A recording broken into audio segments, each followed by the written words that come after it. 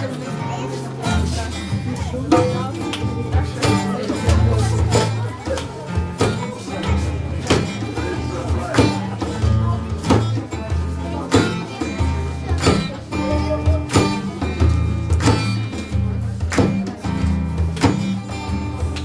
15 стагоді народився полоцьку хлопець.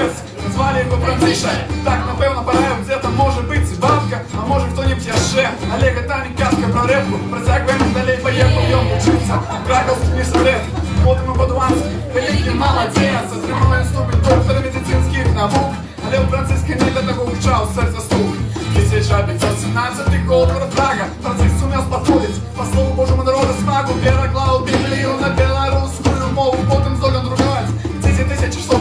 Или ты думаешь, что это просто, когда не так, я тебе скажу. Вот а ты, не было компьютеров, не было дому другу, але Францишек не слова. Историю знак где-то, там мы читаем, для его куплеты.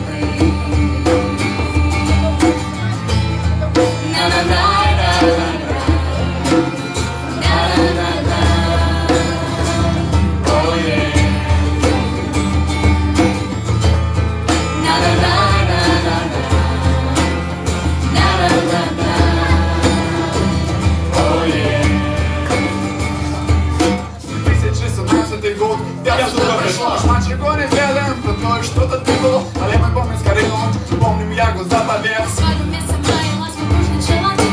Маем ласку до Беларуси, все это будет шмат, лица два, я профессий. В авангарде стоит, спектакли, концерты, смелые вечеры. Хотелось это так само, не спи, проскорей. Поскольку шмат, нужно зробить в этом годе.